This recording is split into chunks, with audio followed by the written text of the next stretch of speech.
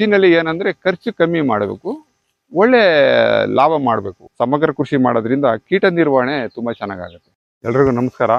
ನನ್ನ ಹೆಸರು ಕೃಷ್ಣಮೂರ್ತಿ, ಮಾಜಿ ಸೈನಿಕ. ನಾನು 23 ವರ್ಷ ವಯಸ್ಸಲ್ಲಿ ನಾನು ಮಿಲಿಟರಿಗೆ ಹೋದೆ.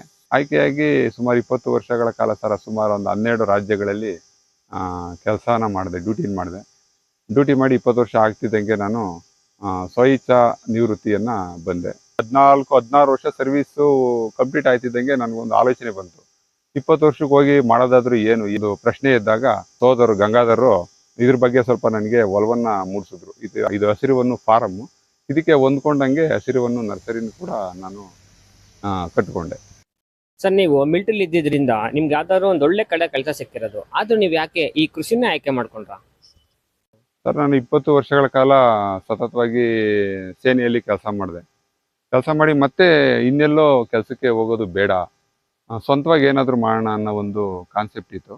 ಮತ್ತು ಸಾಲದಕ್ಕೆ ನಮ್ಮ ಒಂದು 4 ಎಕರೆ ಜಾಗ ಖಾಲಿ ಇತ್ತು. ಕೃಷಿ ಚಟುವಟಿಕೆಗಳೇನಾದ್ರಲ್ಲಿ ಮಾಡ್ತಿರ್ಲಿಲ್ಲ. ಇದರಲ್ಲಿ ಏನಾದರೂ ಒಂದು ಮಾಡೋಣ ಅಂತೇಳಿ ಕೃಷಿ ಬಗ್ಗೆ ಸ್ವಲ್ಪ ಒಲವಿದ್ರಿಂದ ಕೃಷಿ ಮತ್ತು ನಮ್ಮ ಇವರು ಜಿಲ್ಲಾಧಿಕಾರಿ ಈಗ BBMPನಲ್ಲಿ ಆಯುಕ್ತರಾಗಿದ್ದಾರೆ, ಕರಿಗೌಡರು ಅಂತೇಳಿ, ಅವರು ಒಂದು ಮಾತಾಡ್ತಾ ಇರ್ತಾರೆ, ಅರಣ್ಯಾಧಾರಿತ ಕೃಷಿ ಮಾಡಿದ್ರೆ ರೈತ ಸುಸಜ್ಜಿತವಾಗಿ ಒಂದು ಜೀವನವನ್ನು ಕಟ್ಕೋಬೋದು ಅಂತೇಳಿ.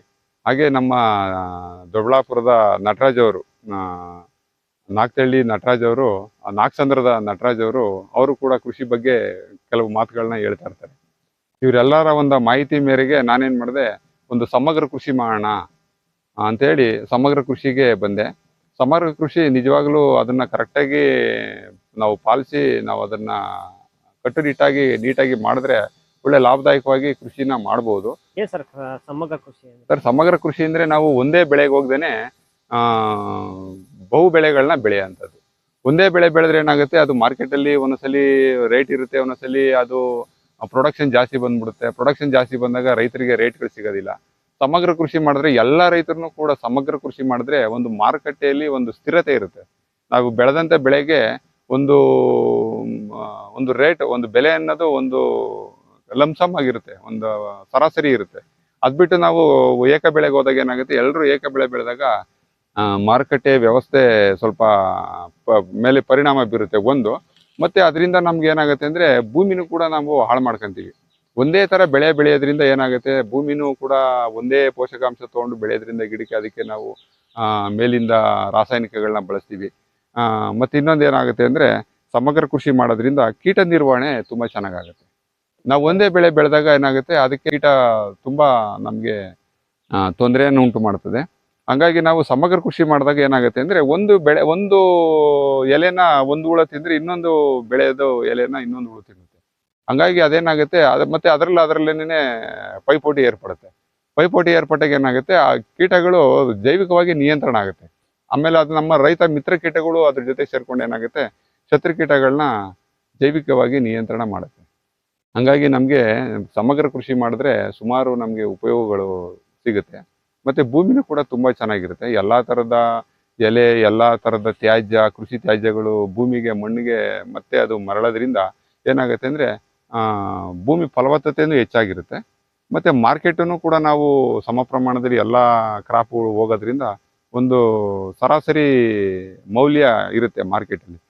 ಒಂದು ಬೆಳೆಯನ್ನೇ ನಾವು ಹೆಚ್ಚು ಒತ್ತು ಕೊಟ್ಟು ಬೆಳೆದಾಗ ಏನಾಗುತ್ತೆ, ಈ ಎಲ್ಲ ಸಮಸ್ಯೆಗಳು ಉಂಟಾಗ್ತವೆ. ಹಂಗೆ ಪ್ರತಿಯೊಬ್ಬರು ರೈತರಿಗೂ ನಾನು ಕೇಳ್ಕೊಳ್ಳೋದೇನೆಂದರೆ, ಸಮಗ್ರ ಕೃಷಿ ಮಾಡಿ, ಬೆಳೆಗಳಿಗೆ ರೋಗ ಕಮ್ಮಿ ಆಗುತ್ತೆ, ಮತ್ತು ಕೀಟ ನಿಯಂತ್ರಣ ಆಗುತ್ತೆ, ಮತ್ತು ಭೂಮಿಗೂ ಕೂಡ ಫಲವತ್ತತೆ ಹೆಚ್ಚಾಗುತ್ತೆ, ಮತ್ತು ತೇವಾಂಶನೂ ಕೂಡ ಹೆಚ್ಚಾಗುತ್ತೆ. ಎಲ್ಲ ಥರದ್ದು ಕೃಷಿ ತ್ಯಾಜ್ಯಗಳು ಭೂಮಿಗೆ ಸಿಗೋದ್ರಿಂದ ಅದೇನಾಗುತ್ತೆ, ಎಲ್ಲ ಪೋಷಕಾಂಶಗಳು ಇವಾಗ ಭೂಮಿಯಿಂದ ಏನು ಪೋಷಕಾಂಶ ತೊಗೊಂಡು ಆ ಗಿಡ ಬೆಳೆದಿರುತ್ತೆ, ಅದು ಮತ್ತೆ ಅದು ವಾಪಸ್ಸು ರೀಸೈಕಲ್ ಆಗಿ ಭೂಮಿಗೆ ಸಿಗುತ್ತೆ.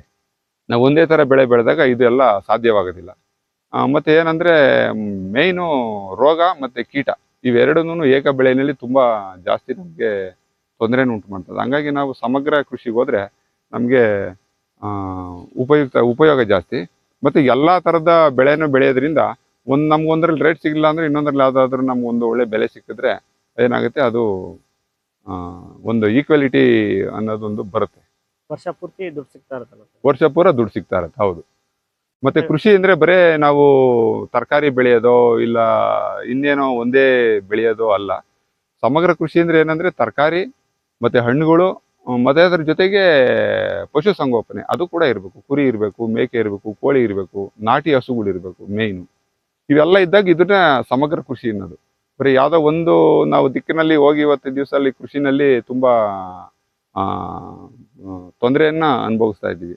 ಹಾಗಾಗಿ ಇದನ್ನೆಲ್ಲ ನಾವು ಶ್ರಮ ಪ್ರಮಾಣದಲ್ಲಿ ನಾವು ಸಮಗ್ರ ಕೃಷಿನ ಮಾಡಿದಾಗ ಅದರಿಂದ ನಮ್ಗೆ ಉಪಯುಕ್ತತೆ ಜಾಸ್ತಿ ಇದೆ.